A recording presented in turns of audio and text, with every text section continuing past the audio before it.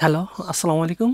So আজকের এই ভিডিওতে আমরা দেখব কিভাবে নেমচিপ থেকে আমরা একটা ডোমেইন পারচেজ করতে পারি। সো আপনারা যদি দেখেন এইখানে আমার এটা আমার ডোমেইন নেম, এটা আমার নেমচিপের user name password. So already আমি ইউজার নেম পাসওয়ার্ড ক্রিয়েট করে নিয়েছি। সো এবং লগ ইন করে নিয়েছি। সো আমি যদি এখান থেকে সার্চ ফর ডোমেইন, সো আমরা এখানে ডোমেইন লিখে সার্চ দিলাম এবং এটা যদি অ্যাভেলেবল থাকে তাহলে এখানে শো করবে। আচ্ছা, আমরা দেখতে পাচ্ছি এখানে এই ডোমেইনটি অ্যাভেলেবল আছে। আমরা যদি এখান থেকেও সার্চ দিই, domain to domain name search করে নিয়েছি যাতে আমার আবার অ্যাকাউন্ট করতে না হয়। সো আমি জানি অ্যাকাউন্ট করতেই হবে।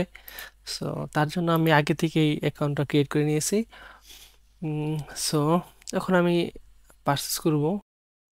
এই ডোমেইনটা দেখাচ্ছে 11.28 সেন্ট ইয়ারলি। এবং আমি যদি প্রথমবার যদি আমি এই কুপনটা ইউজ করি তাহলে আমি প্রায় $6.5 দিয়ে আমি এই ডোমেইনটি পাবো 1 বছর জন্য।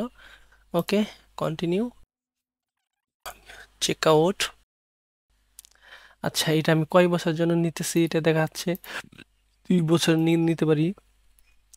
সো আচ্ছা, আমি 1 বছর জন্য নেই। আমাদের কুপনটা যদি এখানে অ্যাপ্লাই করি তাহলে আপনারা দেখতে পাচ্ছেন আমাদের মাত্র $6.5 বা $7 মতো লাগবে 1 বছরের জন্য। যদি এটা 2 বছরের জন্য নেই, অনেক টাকা। আচ্ছা থাকুক, আমরা 1 বছরের জন্য নেই। এবং এখানে কিছু প্রাইভেসি আছে যেগুলো ফ্রি। প্রিমিয়াম ডিএনএস নিলে আমাকে প্রায় $5 দিতে হবে। এবং এর সাথে যদি আমি একটা হোস্টিং নেই, মান্থলি হোস্টিং, সো আমি মান্থলি নিব না, আমি শুধু জাস্ট ডোমেনটা নিব। এবং এখান থেকে আরও অনেক কিছু আছে যেগুলো আমাদের প্রয়োজন নেই। Confirm order, first name last name দিব। কোম্পানি জব টাইটেল লাগবে না। I am register hub company, no আমি কোনো কোম্পানি না। এখানে আমাদের অ্যাড্রেসটা দিতে হবে। সো এখানে আমি আমার অ্যাড্রেসটা দিয়ে দিলাম। এবং আমাদের স্টেট হলো ঢাকা, কান্ট্রি হলো বাংলাদেশ। এবং এখানে একটি ফোন নাম্বার দিতে হবে। সো এখানে আমার ফোন নাম্বারটা দিয়ে দিলাম।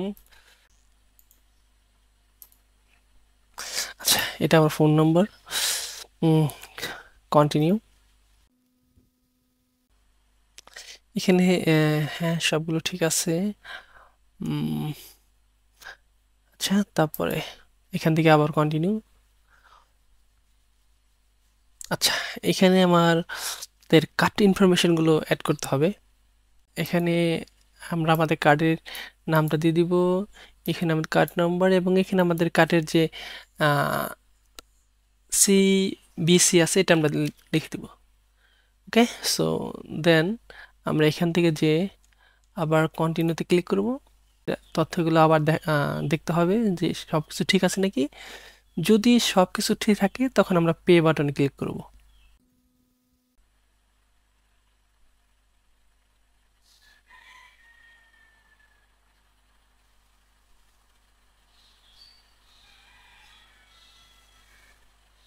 আচ্ছা, দেখেন আমাদের অর্ডারটা কমপ্লিট হয়ে গেছে। এখন আমরা যদি আমাদের নেমচিপ ড্যাশবোর্ডে চলে যাই তাহলে দেখতে পাবো যে আমাদের ডোমেনটা এখানে চলে আসছে।